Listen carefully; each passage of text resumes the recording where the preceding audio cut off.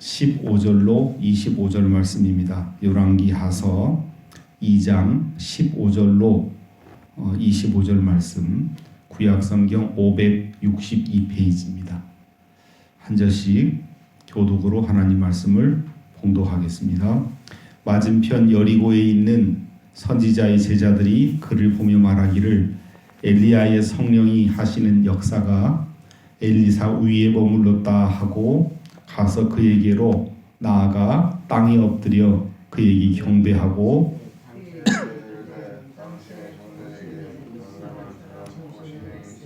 청하건대 그들이 가서 당신의 주인을 찾게 하소서. 염려하건대 여호와의 성령이 그를 들고 가다가 어느 산에나 어느 골짜기에 던지셨을까 하나이다 하니라. 엘리사가 이르되 보내지 말라 하나 무리가 그로 부끄러워하도록 강청하매 보내라 한지라. 그들이 50명을 보냈더니 사흘 동안을 찾되 발견하지 못하고 엘리사가 여리고에 머무는 중에 무리가 그에게 돌아오니 엘리사가 그들에게 이르되 내가 가지 말라고 너희에게 이르지 아니하였느냐 하였더라. 그 성읍 사람들이 엘리사에게 말하되 우리 주인께서 보시는 바와 같이 이 성읍의 위치는 좋으나 물이 나쁨으로 토산이 익지 못하고 떨어지나이다. 엘리사가 이르되 새 그릇에 소금을 담아 내게로 가져오라 하매 곧 가져온지라. 엘리사가 물 근원으로 나아가서 소금을 그 가운데에 던지며 이르되 여호와의 말씀이 내가 이 물을 고쳤으니 이로부터 다시는 죽음이나 열매 맺지 못함이 없을지니라 하셨느니라 하니 그 물이 엘리사가 한 말과 같이 고쳐져서 오늘에 이르렀더라.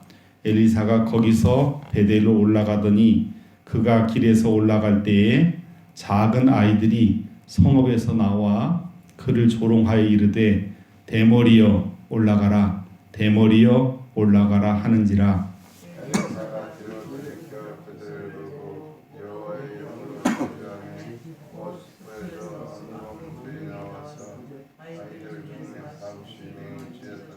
함께 보십니다. 엘리사가 거기서부터 갈멜산으로 가고 거기서 사마리아로 돌아왔더라. 아멘. 참으로 복된 날을 하나님께서 우리에게 또 선물로 주셨습니다. 이 하루도 하나님 말씀 붙들고 의지하고 승리하는 그런 복된 삶을 살아가시기를 주님의 이름으로 부탁을 드립니다. 어제에 이어서 오늘 본문 말씀은 어쩌면 우리의 그 일상 신앙 경험에서 쉽게 일어나는 일들이 아니기 때문에 상상력을 발휘해서 우리가 말씀을 보고 또 은혜를 받는 그런 구절들이라고 생각을 합니다. 지금까지 구약성서에서 에녹 외에 그 다음 등장한 엘리야가 죽음을 보지 않고 하늘로 올라가는 승천하는 이제 그런 모습을 어제 우리가 봤고, 그 놀라운 능력을 보고 엘리사가 영적인 지도자로서 그 권위를 계승하는 그런 모습까지를 우리가 어제 본문 속에서 살펴보았습니다. 오늘은 그 말씀에 이어지는 선지자 엘리야를 대하는 남아있던 제자들의 모습, 어리석은 그런 모습들, 그리고 엘리야를 뒤를 이어서 영적인 계승, 지도자 리더십을 계승한 엘리사의 두 가지 기적, 이적에 관한 내용을 다루고 있습니다. 15절부터 18절까지는 엘리야의 시체를 찾는 어리석은 제자들의 모습이 기록이 되어 있고, 19절로 22절에서는 나쁜 물을, 여리고의 나쁜 물을 고친 엘리사, 23절로 25절에서는 자신을 대머리라고 놀리는 아이들을 죽이는, 42명을 죽이는 엘리사의 모습이 기록이 되어 있습니다. 먼저 15절 말씀 같이 보십시다. 맞은편 여리고에 있는 선지자의 제자들이 그를 보며 말하기를 엘리야의 성령이 하시는 역사가 엘리사 위에 머물렀다 하고 가서 그에게로 나아가 땅에 엎드려 그에게 경배하고. 여러분, 참 간단한 말씀인 것 같지만 오늘 우리 시대에 참 중요한 영적인 통찰력을 주는 그런 말씀이라고 생각을 합니다. 현대 교회가, 특히 우리 한국 교회가 대부분의 교회들이 리더가 바뀌고 리더십이 교체되는 그런 상황에서 끊임없는 이제 문제가 발생하는 걸 우리가 볼 수 있지 않습니까? 그렇게 평온하던 그런 교회가 선임 리더가 좋은 그런 영적인 프로그램을 가지고 목회 프로그램을 가지고 목회를 잘하던 교회가 리더가 바뀌면서 참 상상할 수 없는 그런 혼란과 혼돈의 이제 그런 모습들을 보게 되는데, 엘리야와 엘리사의 영적 리더십의 계승은 참 아름답게 계승된 것을 볼 수가 있습니다. 여리고 맞은편에서 요단강 저편에서 이 모든 과정을 지켜보던 선지자의 제자들이 엘리사를 보면서 당신 엘리야의 후계자 맞다라고 인정을 하는 거죠. 엘리야의 성령님이 하시는 역사가 당신 위에, 엘리사 위에 머물렀다 하고 가서 그에게로 나아가 땅에 엎드려 그에게 경배했다. 영적인 리더, 지도자에게 대한 예를 갖추는 그런 모습을 볼 수 있습니다. 나아가 땅에 엎드려 그에게 경배할 정도로 극진한 예를 갖춘 걸 볼 수가 있죠. 그런데 반면에 16절 말씀은 그와 같이 예를 갖추어서 후임 리더 엘리사를 존대하는 그런 모습과는 또 별 반대로 모습으로 엘리야의 시체를 또 찾는 그런 무지한 모습을 보여줍니다. 그에게 이르되 당신의 종들에게 용감한 사람 50명이 있으니 청하건대 그들이 가서 당신의 주인을 찾게 하소서. 이 당신의 주인을 찾게 하소서라는 말은 엘리야의 시체를 찾게 해달라는 겁니다.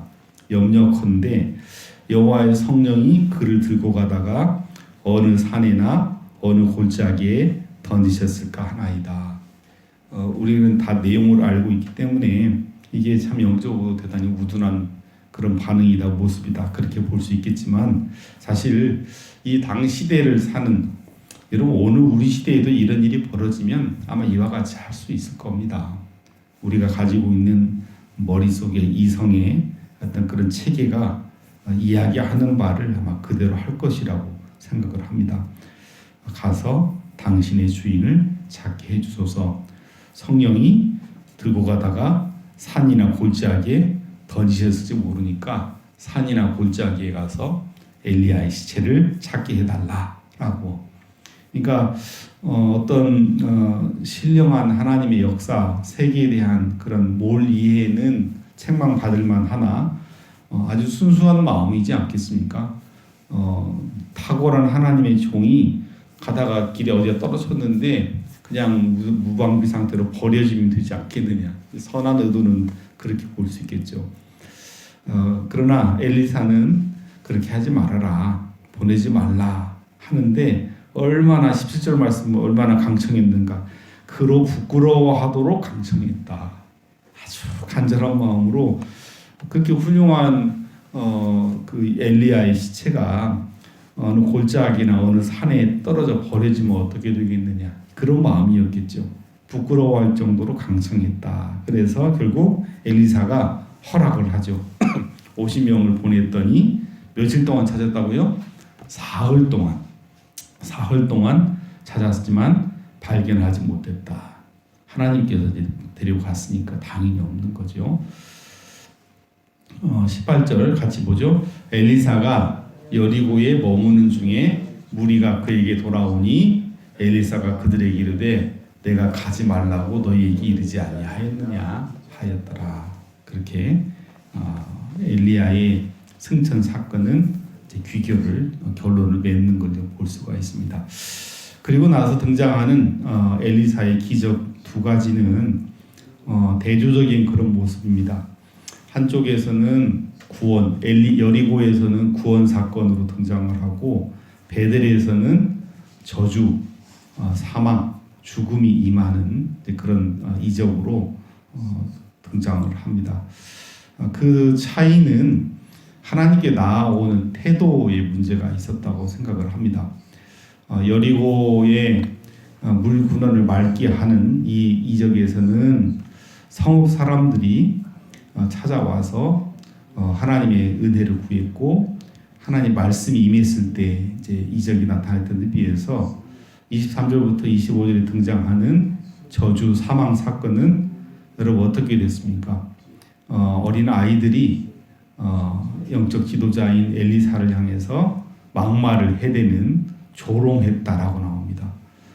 대머리에 올라가라, 대머리에 올라가라 이렇게 조롱하는 그런 모습으로 등장을 했고 그 결과는 죽음, 무려 42명의 어린 아이들이 죽는 그런 모습으로 마감을 하는 걸 볼 수가 있습니다. 19절부터 22절에 보시면 그 성읍이라고 되어 있는데 여리고라고 볼 수 있겠죠. 엘리사에게 말하되 우리 주인께서 보시는 바와 같이 이 성읍의 위치는 좋으나 물이 나쁨으로 토산이 익지 못하고 떨어진 아이다. 우리가 이 본문을 보면 여호수아를 이제 생각하게 돼요. 여호수아가 여리고를 점령하고 난 이후에 무슨 여러분 재앙이 임했습니까? 앞으로 이 여리고를 재건하는 거기는 또 망하고 멸망할 것이라고 하는 이제 그런 말씀이 있는데 시간이 흐르고 여리고에 사람들이 모여 있던 것으로 보여집니다. 이런 저런 사람들이 모여 살았는데 위치는 좋지만 물이 나빠서 토산이 익지 못하고 열매가 이를 맺지 못하는 이제 그런 저주받은 성읍이었다는 거죠. 엘리사가 이르되 새 그릇에 소금을 담아 내게로 가져오라 하매 곧 가져온지라. 그러면 새 그릇과 소금을 담아서 무조건 뿌리면 되느냐? 사실 그건 아니고 하나님께서 물 근원을 맑게 하는 상징적인 이제 물건이죠. 새 그릇과 소금을 담아서 가져오니까 그 가운데 물 근원으로 나아가 소금을 그 가운데 던지며 여호와의 말씀이 임하는 거죠. 내가 이 물을 고쳤으니 이로부터 다시는 죽음이나 열매 맺지 못함이 없을지니라 하셨느니라 하니 22절 그 물이 엘리사가 한 말과 같이 고쳐져서 오늘에 이르렀더라. 하나님의 말씀으로 한 성읍을 살리시는 하나님의 모습, 엘리사를 통해서 역사하신 하나님의 모습이 기록이 되어 있습니다. 이 참 굉장히 의미가 있다고 생각이 듭니다.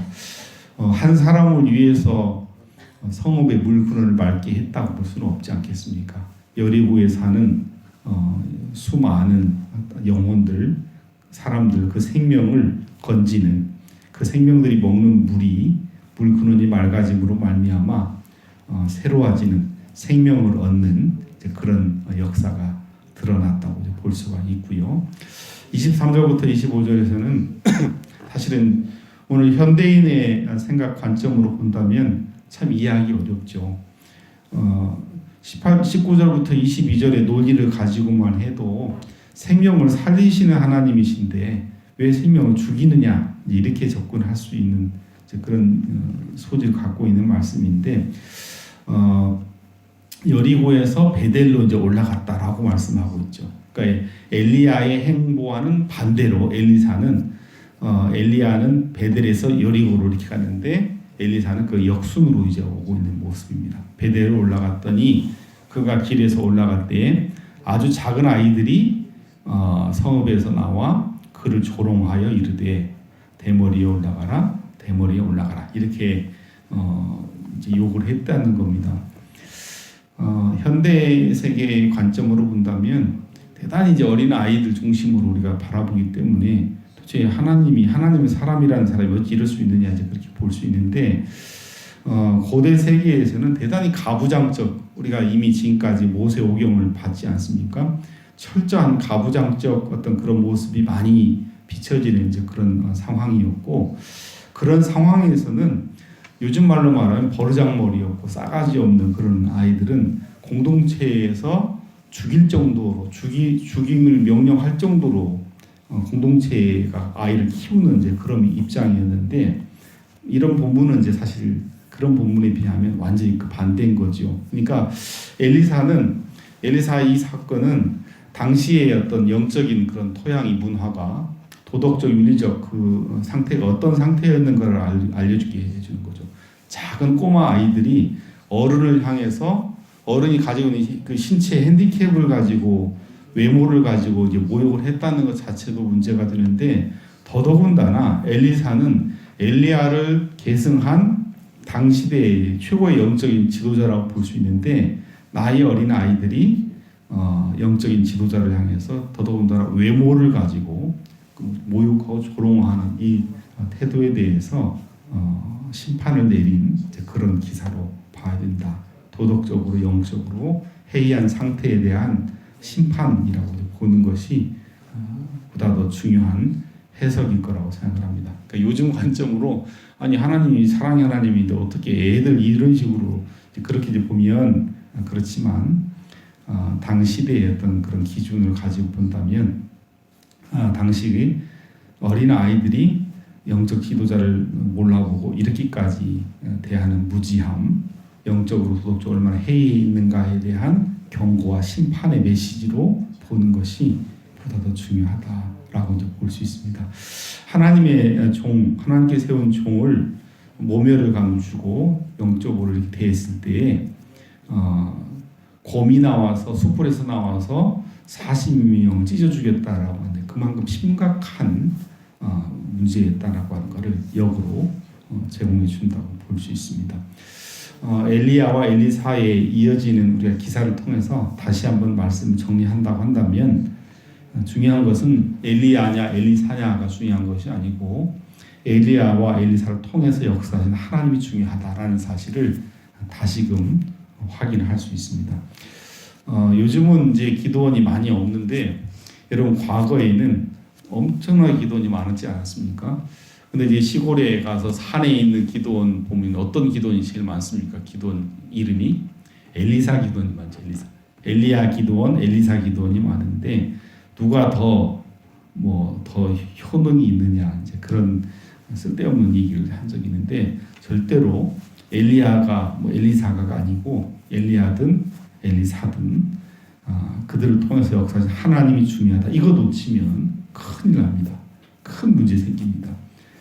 엘리야를 통해서 역사하셨던 하나님께서 엘리사를 통해서 역사하시고 엘리사를 통해서 역사하셨던 하나님께서 오늘 여러분들 가운데 함께 해주실 줄 믿고 구하는 그런 귀한 시간 되시기를 주님의 이름으로 부탁을 드립니다. 기도하겠습니다. 감사하고 감사합니다. 하나님 아버지 새해 맞아 세 번째 날인데 이렇게 귀한 말씀 주시니 감사합니다. 이 말씀 붙들고 이 하루도 승리하게 도와주시옵소서. 엘리야의 하나님이 엘리사의 하나님이고 엘리사의 하나님이 바로 오늘 우리가 믿는 하나님이심을 확실히 믿고 확실한 믿음에 거하는 하나님의 자녀들, 하나님의 백성들 되게 도와 주옵소서. 감사드리며 예수 그리스도의 이름으로 기도하옵나이다. 아멘.